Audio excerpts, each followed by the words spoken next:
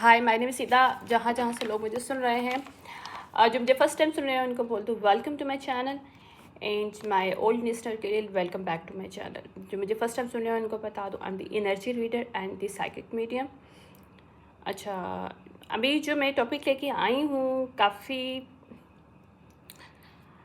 Sensitive topic है। Means sensitive topic in this वे कि बहुत सी चीज़ें हमारी इस चीज़ के साथ कनेक्टेड हैं और हमें पता ही नहीं चलता किस तरह से हम लोग इन सब चीज़ों के साथ कनेक्ट होके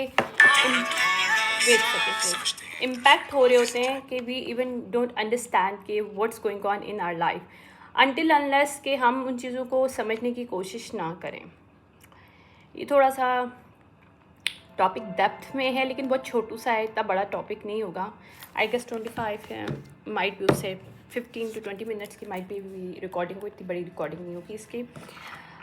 बट मैं देखूँगी कि as much as I can do easily describe you, and जो भी मेरे डाउनलोड्स मज़ीद आते हैं उससे क्या मज़ीद होता है। ठीक है, ओके। सबसे पहले मैं थोड़ा सा सीच कर लूँ, then I will talk about this.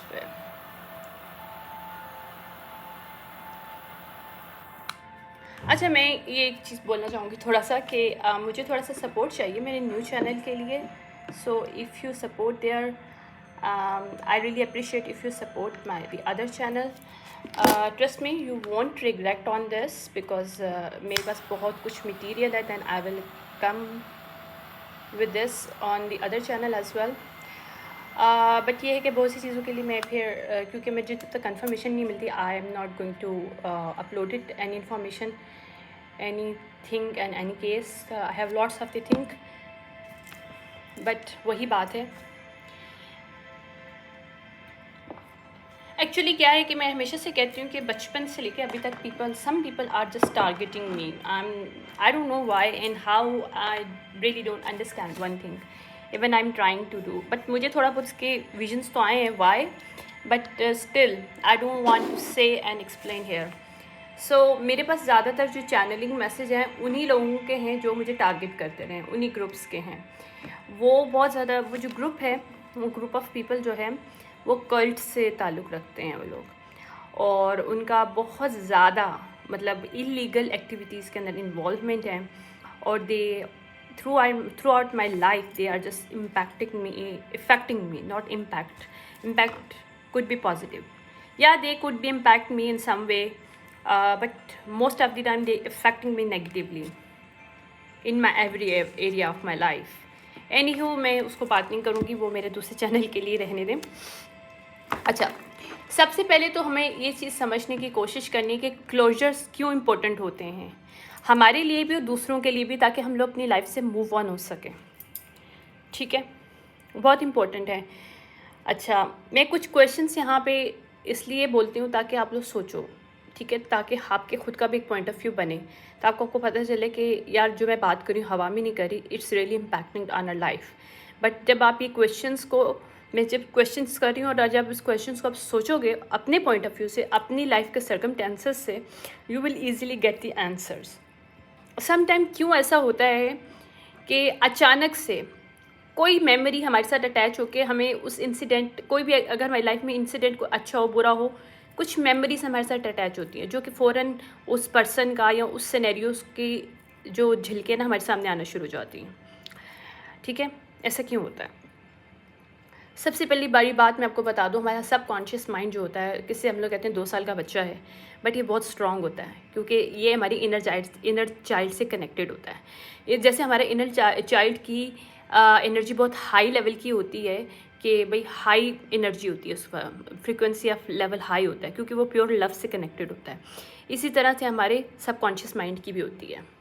तो सबकॉन्शियस माइंड हमेशा जो चीज़ों को याद करता है ना, थ्रू सिनेरियोज़ के, थ्रू पिक्टोरियल थिंग्स के, not in the form of the your listening. मतलब लिसनिंग में भी आप जब कोई चीज़ सुन भी रहे होगे ना, तो आपको वो विजन्स बनना शुरू हो जाते हैं दिमाग में, सबकॉन्शियस माइंड से। जब आपके वर्क हो रहा होता है आपकी लाइफ में, या आप खुद कर रहे होते हैं अपनी ज़िंदगी में, कोई चीज़ सोच रहे हो, कोई क्रिएटिव काम कर रहे हो, तो इस पिक्टोरियल फॉर्म में चीज़ें आना शुरू हो जाती हैं। यही फ़र्क होता है बीटा लेवल मुझे नहीं पता ये क्यों बोला जा रहा है, but I have to say something because I think it's really important to understand one thing.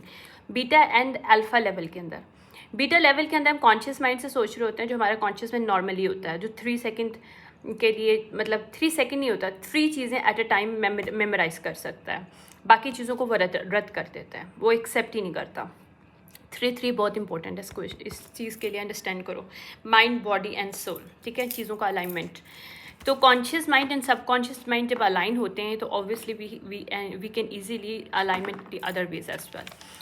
होता क्या है कि जब हम पिक्टोरियल फॉर्म में सोचना शुरू करते हैं, हमारे इंटेलेक्चुअल लेवल बहुत इंक्रीज़ होता है। उससे ये होता है कि हम अल्फ़ा लेवल में आना स्टार्ट हो जाते हैं, बीटा लेवल से हट जाते हैं।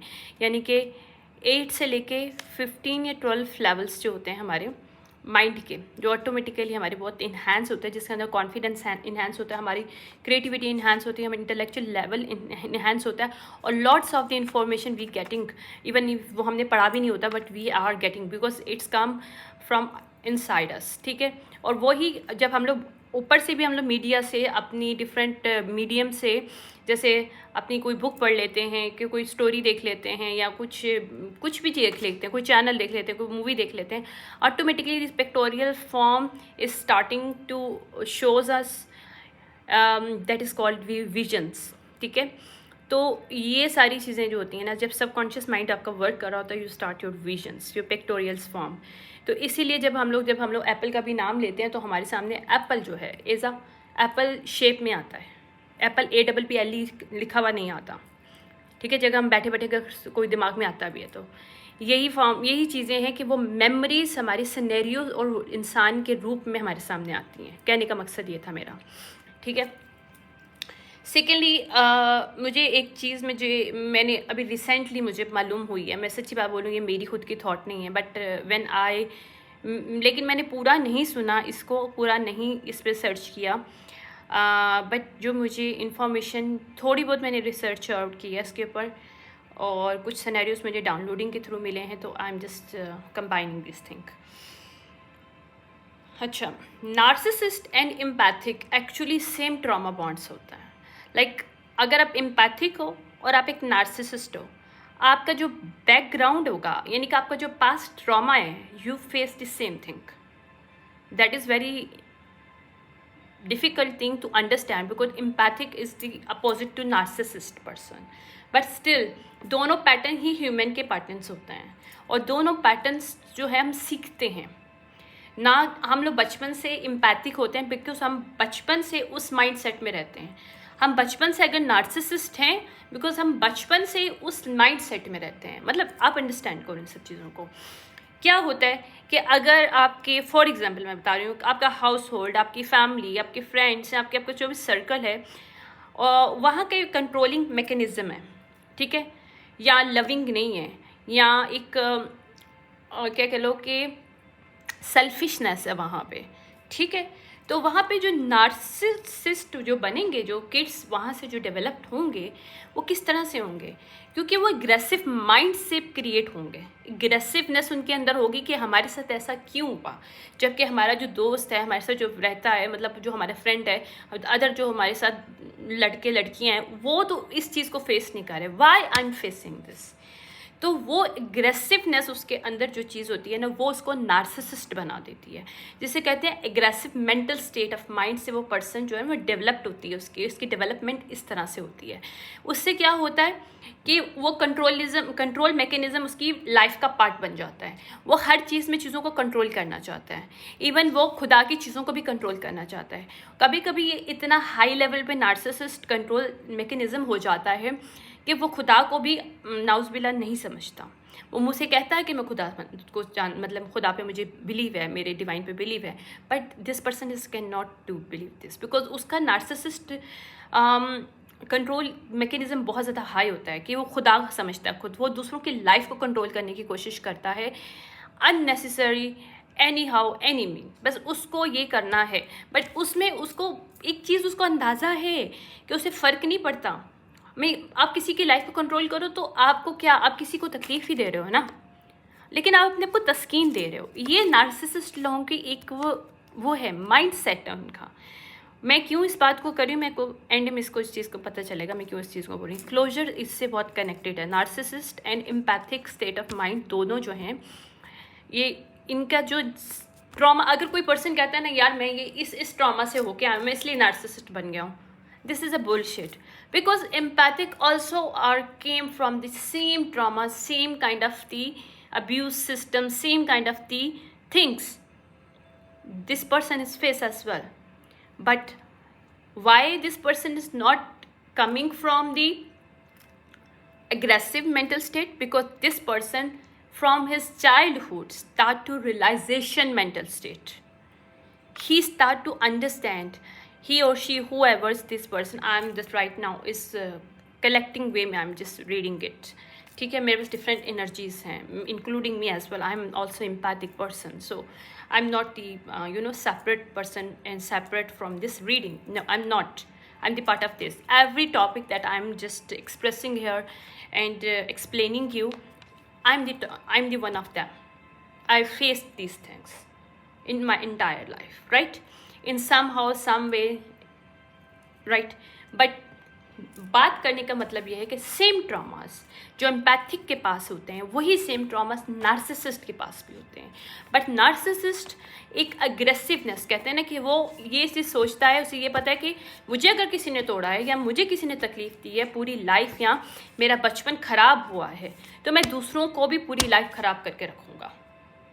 जबकि एम्पैथिक के होते हैं रियलाइजेशन से गुजरता है, उसको पता चलता है कि अगर कंट्रोल मैकेनिज्म से निकला है या एक अनट्रस्टवर्दी लोगों के मैकेनिज्म के एक इन्वायरमेंट से निकला है, या फिर एक अनलविंग मतलब उसमें कंडीशनल बेस्ड लव के कोई सिस्टमेटिक इनकी कोई फैमिली डायनामिक है, फ्रेंड्स डायनामिक हैं, यानी सोसाइटी डायनामिक है, whatever is that reason behind this is the same thing.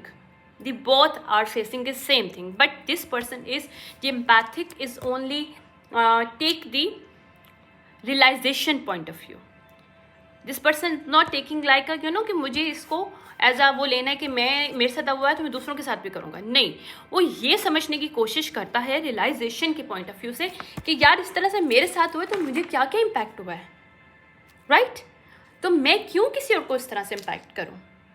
Understand, देखो दोनों चीज़ें सेम है, लेकिन जब आप उसको सेम बात को डिफरेंट वे में करते हो तो मतलब चेंज हो जाता है, क्योंकि आपका पॉइंट ऑफ व्यू दोनों का डिफरेंट है, जबकि सेम सिनेरियो है, सेम सिचुएशन है. वही कहते हैं ना कि रॉ मटेरियल आपके पास सेम है बट दिमाग का आपके डिफरेंट है.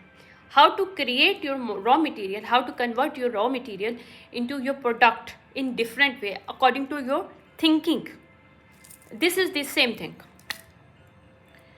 तो यहाँ पे नार्सिसिस्ट अडॉप्ट करता है लोगों को ब्रेक करना, कंट्रोल करना, जबकि एम्पैथिक लर्न करता है, अंडरस्टैंड करता है, रियलाइज़ करता है कि जब सेल्फिश कोई इंसान बीइंग सेल्फिश किसी के साथ इस तरह से करता है तो उसको क्या इम्पैक्ट करता है, और वो इस चीज़ को अंडरस्टैंड करता है कि मुझे किसी और के साथ सेल्फिश नहीं होना ताकि मैं इस चीज़ को किसी और को विक्टिम ना बनाऊँ. सो एम्पैथिक का माइंडसेट क्या होता है कि मुझे किसी को विक्टिम नहीं बनाना, और नार्सिसिस्ट का क्या होता है, they want to victimize the other people but they are turning showing that they are victim, जबकि empathic they are already a victim, same like a narcissist a victim as well.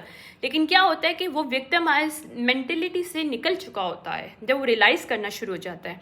यही बात है, अगर हम नार्सिसिस्ट भी हैं तो इसका मतलब ये नहीं कि it's too late to come out from for this kind of mindset, because it's our trauma bond, it's from our past experiences that made us today, right. We are the product of the our past circumstances, different type के circumstances, ठीक है. तो इस doesn't mean कि हम उसमें से निकल नहीं सकते, हम इसलिए निकल सकते हैं कि हम रियलाइजेशन कर लें, हम चीज़ों को अंडरस्टैंड करें कि ऐसा हुआ है और इसके बाद हुआ क्या हमारे साथ. अगर ऐसा हुआ ठीक है, हमारी लाइफ का पार्ट है, कुछ भी कैसे लोग हमारी लाइफ में आए हैं, डिवाइन ने हमारे लिए कुछ सबक बनाया या हमें किसी पॉलिश करके कहीं से निकलना था, तो इसलिए देखो जब तक लोहे को भी जलाया नहीं जाता, मतलब सॉरी लोहा नहीं, जब तक सोने को भी जलाया नहीं जाता सोना नहीं बनता, वो उसका रॉ मटेरियल को जब जलाते हैं उसको, और फिर वो जलता है। इसी तरह से डायमंड को फिर जब उसको प्रेशर, पूरी अर्थ उसको नहीं देती, वो उस कोल के अंदर से डायमंड नहीं बनता। ठीक है, एक कोल और डायमंड दोनों डिफरेंट है, अपोजिट है, like a narcissist and empathic, but these both are coming from the same background. I hope you understand what I'm saying here. तो ये चीज़ें हैं। तो आप अगर नार्सिसिस्ट आपके ट्रेड हैं, you start to realise from today, आपको पता चल जाएगा कि आप बीइंग नार्सिसिस्ट आपके साथ क्या, लोगों ने बीइंग नार्सिसिस्ट आपके साथ क्या किया, उसके बाद आप जब बन गए आपने लोगों के साथ क्या किया। This is called closure. You have to give your closure to yourself as well for the others, because you want to move on from your life, because you do not want to stuck yourself over there in the one state of mind, in one scenario, one cycle, जहाँ से तुम लोग निकलने के बारे में सोच ही नहीं सकते हो यार। कैसे निकलोगे? रियलाइजेशन माइंड सेट होना ज़रूरी है। जब हम रियलाइजेशन पे आते हैं तो हम लोग लड़ते नहीं हैं, हम ये देखते हैं कि हमें आग में जलाए तो गया, जल के हम बने क्या। जब क्या होता है कि जब आप एग्रेसिव पॉइंट ऑफ व्यू से देख रहे होते हो तो आपको चीज़ें नज़र नहीं आ रही। आप एग्रेसिव से देख रहे हो तो आप अपने आप को सिर्फ विक्टिमाइज के तौर पे फील कर रहे हो। आपकी मेंटालिटी इज विक्टिमाइज मेंटालिटी। आप जब दूसरों को भी तकलीफ दे रहे हो being a nurse, but still you are feeling victim, because वो आपका ट्रॉमा निकला ही नहीं आपके अंदर से, इसलिए आप स्टिल अभी अपने आप को विक्टिम ही समझ रहे हो। हालांकि आपने दूसरों को भी तोड़ा है, दूसरों को भी कंट्रोल किया है, but still you are feeling and showing in front of other you are the victim. Yes, you are victim, I am not saying you not victim, but you are the same victim as the empathic person. You both have came from the same background of traumas. Understand one thing. But here, what you are doing, you are stuck energetically, you stuck mentally, your mental state of your mind with your victimized mentality. Then you do not want to come out from this. Why you do not want to come out of from this state of mind? Because you are aggressive, you take things as aggressive. कि यार मेरे साथ हुआ एक grudge holder. When you start to grudge holding in yourself, within you, उससे होता क्या है, आप एनर्जेटिकली बॉन्ड हो जाते हो, मेंटली बॉन्ड हो जाते हो। क्या होता है, अक्सर भी बहुत से ऐसे इंसिडेंट आपकी लाइफ में आते हैं, आप लोगों को तकलीफ तो दे रहे होते हो बट एक अपनी लाइफ तो स्पेंड कर रहे होते हो, यानी कि आप उन लोगों को तकलीफ दे रहे होते हो जहाँ आप समझते हो कि यार यहाँ मैं कंट्रोल करना चाहता हूँ। वो आप लोगों का ना, नार्सिसिस्ट लोगों का होता है कि उनको कंट्रोल करना है अपनी लाइफ में, लोगों को हर तरह से करना है, अपनी लाइफ को कंट्रोल करना है, उनको अपने पार्टनर्स को कंट्रोल करना है, उनको अपने प्रोफेशन को कंट्रोल करना है, उनको इवन दूसरों को, अगर कोई बंदा आपको बोल दे कि यार उसको आपके साथ कोई ताल्लुक नहीं रखना, तो ये आपका लिए एक वॉर हो जाती है। बिकॉज यू वॉन्ट कि मुझे डिफीट क्यों कर दिया इस पर्सन ने। डिफीट नहीं किया यार, understand one thing, nobody defeating you, not you are defeating to other person, but it's your mental state. अगर दूसरा पर्सन कह रहा है कि वो आपके साथ नहीं रहना चाहता या रहना चाहती, एग्जाम्पल बता रही हूँ, तो नार्सिसिस्ट उसको मरने जीने का एक वो समझ लेते हैं और पूरी नेगेटिविटी अपनी पुट ऑन कर देते हैं और दूसरे पर्सन को डिग्रेड करने में, उसको नीचे गिराने में, उसको गॉसिपिंग करना, उसके लिए उल्टी सीधी बातें करनी, एक्सेस के अपने पास जाना, अपने न्यू लवर के पास जाना, एक पूरा टीम अप करना कि इस बंदे के साथ कुछ किया जाए क्योंकि उसने हमें रिजेक्ट किया। जबकि एक चीज़ को अंडरस्टैंड करो, sometime rejection is your protection. Might be तुम उस पर्सन ने तुम्हें इसलिए मना किया क्योंकि उसको वो चीज़ समझ में आ गई जो तुम्हें समझ में नहीं आ रही, क्योंकि being a narcissist you are think right now as a aggressive state of mind, not a realisation of state of mind. दूसरा पर्सन अगर तुम्हें समझ गया, उसको समझ में आ गया कि तुम्हारी उसके साथ एक मेंटालिटी या एक बॉन्डिंग नहीं हो सकती, जो कि शायद बाद में कभी ना कभी तो टूटनी ही है, क्योंकि जब आप अलाइन नहीं करते एक दूसरे के साथ तो कितना खींचतान कर सकते हो। रिलेशनशिप की बात कर लो, पार्टनरशिप की बात कर लो, कितना कर सकते हो। एक टाइम पे आके ख़त्म होनी है ये चीज़ें, इसलिए ख़त्म होनी है कि you are not align with each other, not mentally, not psychologically, even you are came from the same trauma bond, but still right now you are not in the same level of alignment, because of one person is start to seeing things from realization point of view and one person is start to see things from aggressive point of view. Understand? तो यहाँ पे clashes जो आ रही हैं गलती ना तुम्हारी है ना उसकी, गलती तुम लोगों की सोचों की है, दोनों की। दूसरा, रियलाइजेशन के पॉइंट ऑफ व्यू से कह रहे हैं कि यार उसको कोई ग्रज होल्डिंग नहीं है, उसको ये है कि ठीक है यार तुम्हारे साथ नहीं बन सकती बिकॉज बहुत कोशिश करके देख लिया, नहीं समझ में आ रहा, ओके फाइन। बट दूसरा पर्सन उस चीज़ को आड़े ले लेता है कि नहीं यार इसने मुझे रिजेक्ट कैसे किया, यार इसने मुझे, रिजेक्शन नहीं है यार, ये एक प्रोटेक्शन है तुम दोनों के लिए, ताकि तुम लोग आगे जाके कुछ वो ना बन सको जो तुम लोग को नहीं बनना चाहिए। अग्रेसिव स्टेट ऑफ माइंड हमेशा लोगों को तोड़ता है, क्योंकि एग्रेसिव से फिर हम लोग वही चीज़ें देख रहे होते हैं जो हम विक्टिम जिसके हम बने हुए होते हैं आज तक। अक्सर मुझे भी गुस्सा आता है, मुझे कहती हूँ यार मेरे साथ ये किया, लोगों ने ये क्यों किया, ये क्या हुआ, ये हुआ, वो मेरे से बहुत कुछ हुआ, राइट। लेकिन अगर मैं ग्रज लेके बैठ जाऊँगी, मैं आपको लास्ट नाइट की बता रही हूँ, I was really cry last night because I want to कभी कभी चीज़ें याद आती हैं आपको कि यार क्यों मुझसे लोगों ने ऐसा किया, राइट।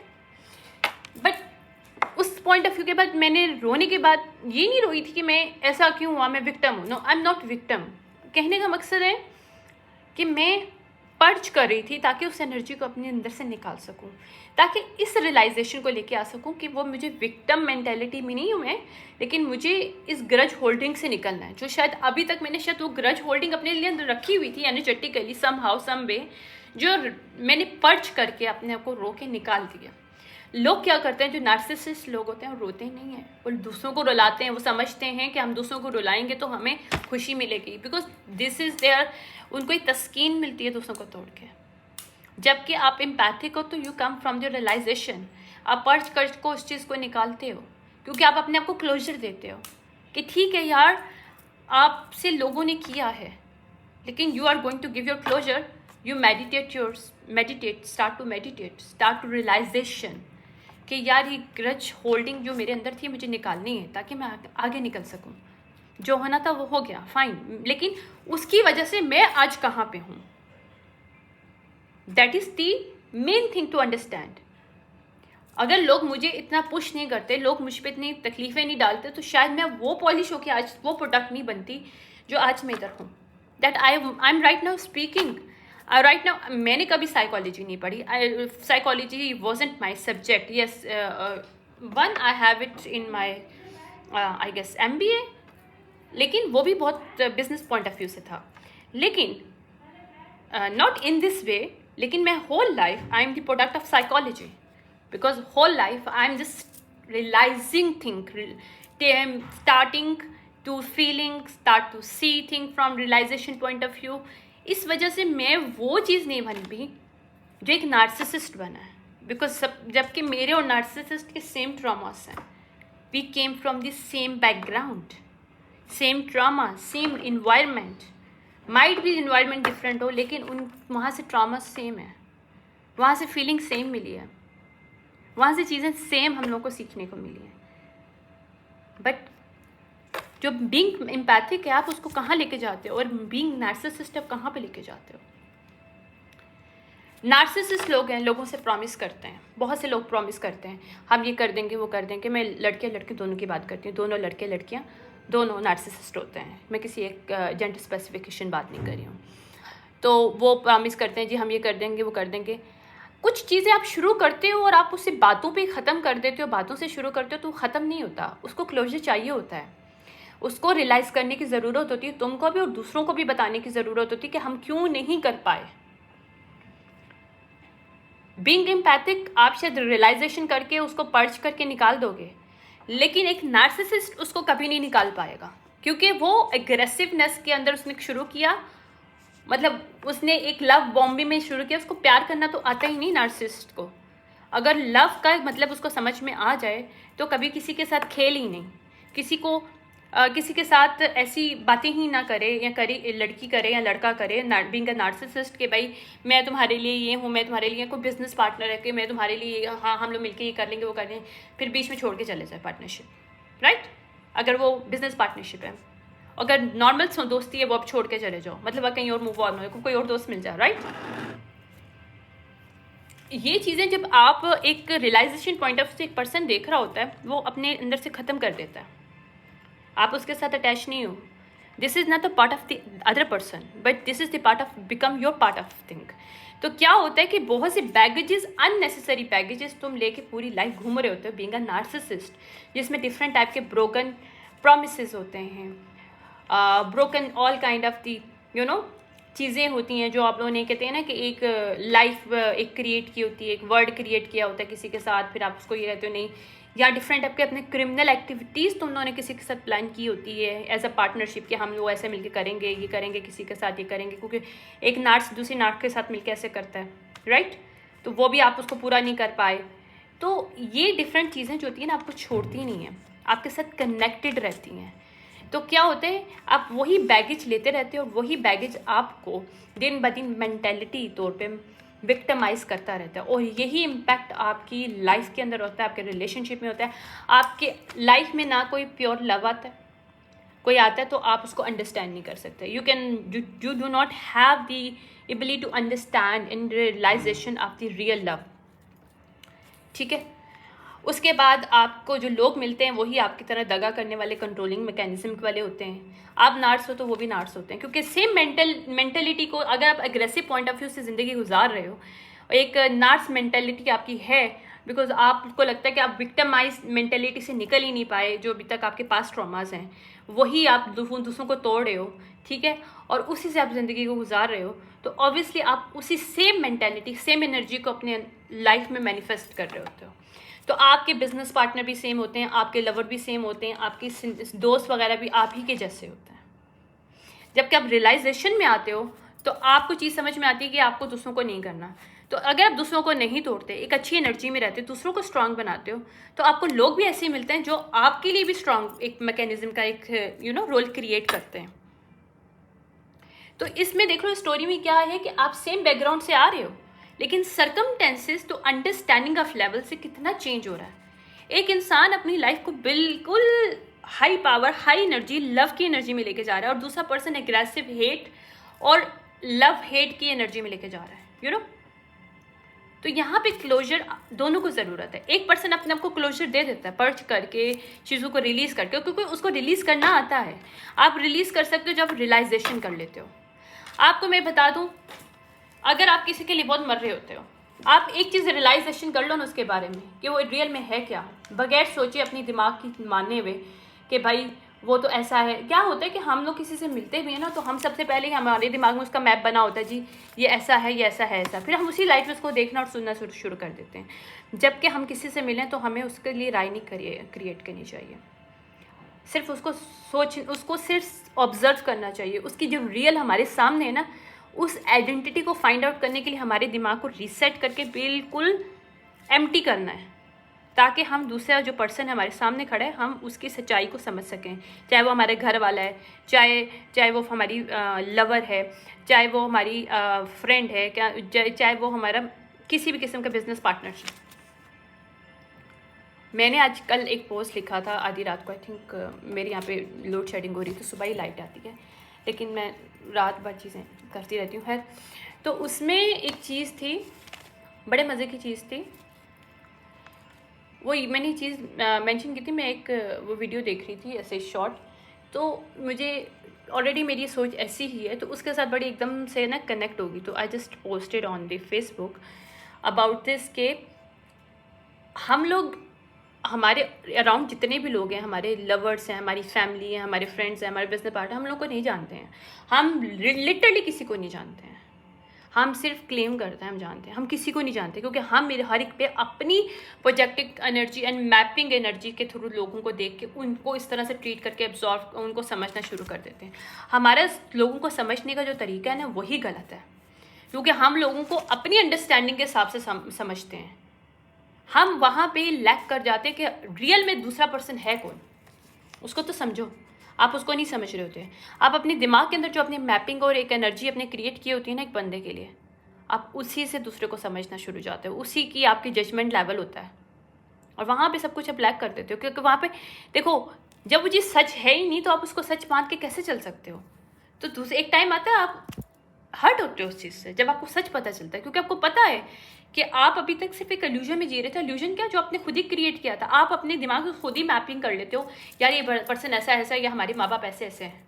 अरे नहीं भाई, खुद को देखो तो सही, सोचो तो सही, ऑब्जर्व तो करो। ये तो समझो कि वो उनका बैकग्राउंड क्या है, वो किस मेंटल स्टेट से आ रहे हैं, उन्होंने अपनी लाइफ में क्या क्या फेस किया, तुम लोगों को पता है? Do you know about this? How can you claim that? I am not claiming, I am not understanding to people easily, because मुझे पता है वो इंसान नहीं है जो मुझे दिखा रहे हैं। इसलिए मैं हमेशा बैक स्टेप लेती हूँ। एक बैक स्टेप लेके अपने दिमाग को एम्प्टी करो, ताकि दूसरे की रियलिटी को अंडरस्टैंड करने के लिए आंखें खुली हो सकें आपकी, आप पता कर सको। दूसरे को जज करने की बजाय हम उसको देख सकें कि उसकी रियल पर्सनैलिटी क्या है, रियल पर्सन है वो कौन। ओके 30 मिनट्स हो गए हैं, आई गेस आई डू।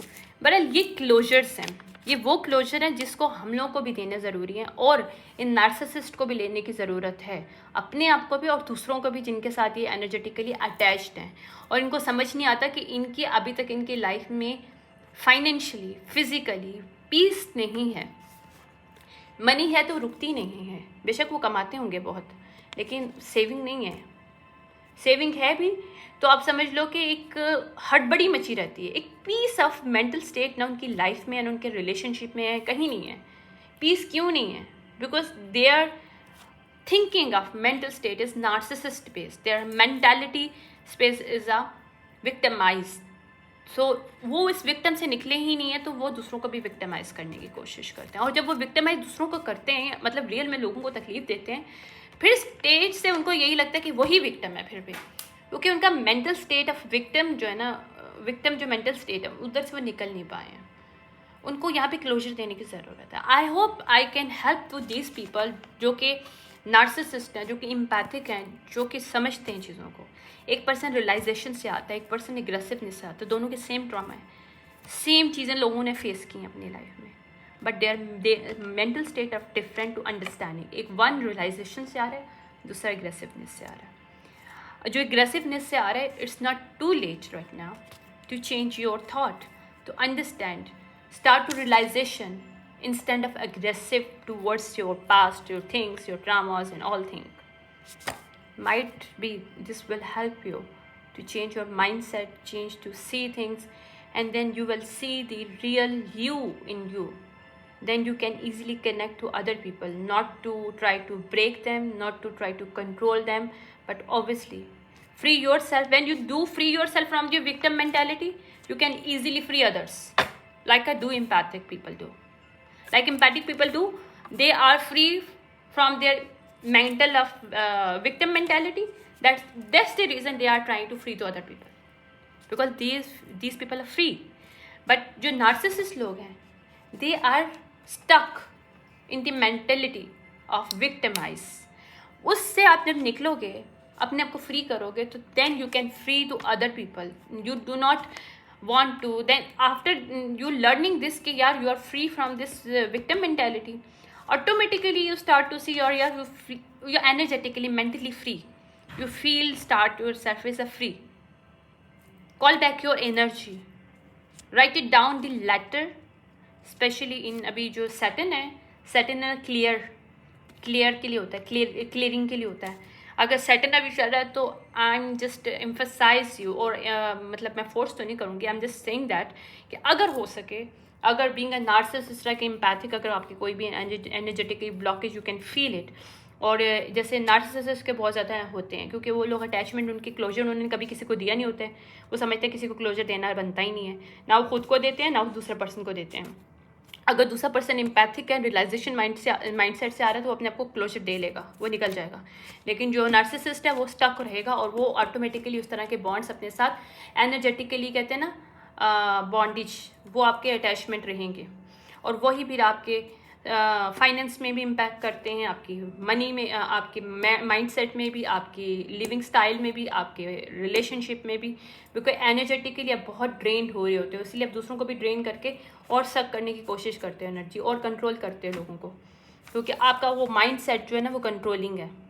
तो जब आप अपने आप को कंट्रोलिंग माइंड मैकेनिज्म से निकालोगे, अपने आप को फ्री करोगे अपने ट्रॉमा से, अपने विक्टिम मेंटालिटी से, तो फिर ऑटोमेटिकली आपको जब फ्री फील करोगे, आपके लिए कोई एनर्जी ब्लॉक नहीं होगा, तो आप दूसरों को भी फ्री रखोगे और आपको अच्छा लगेगा। क्योंकि जिन रिलेशनशिप को भी आप बांध के रखते हो वो भी एक टाइम पे आके टूट जाते हैं। रिलेशनशिप वेरी वेरी सेंसिटिव, चाहे वो ब्लड वाले हों, वैसे लव के रिलेशनशिप हो या फिर बिजनेस पार्टनरशिप हो, हर चीज़ में आपको स्पेस की ज़रूरत होती है। हर चीज़ में, हर रिलेशनशिप में आपको ग्रोथ और स्पेस की ज़रूरत है। अगर कोई रिलेशनशिप आपको ग्रोथ नहीं दे रहा या आपको स्पेस नहीं दे रहा, इट्स नॉट फॉर यू। और being a narcissist you need to understand and start to see things in this way. बहुत मुश्किल होता है लोग अपने आप को एक्सेप्ट करें they are narcissist, but you should do it. क्योंकि ये कड़वी गोली जो रेड पिल्स है आपको पीनी पड़ेगी, खानी पड़ेगी, ताकि आप अपने आप को फ्री कर सको इस विक्टिम मेंटालिटी से। कि वो विक्टिम, एक चीज़ को समझो, एम्पैथिक और तुम सेम बैकग्राउंड से आते हो, कोई डिफरेंट नहीं है तुम में, लेकिन तुम उसको नेगेटिव वे में ले रहे हो, दूसरा पर्सन उसको पॉजिटिव में ले रहा है। हालांकि सेम उसके साथ भी वही है तुम्हारे साथ जो हुआ है, लेकिन तुम उसको कहाँ लेके जा रहे हो और वो कहाँ लेके जा रहे हैं, this is time to think about it. Thank you so much for my recording help to any person. Thank you so much. Bye.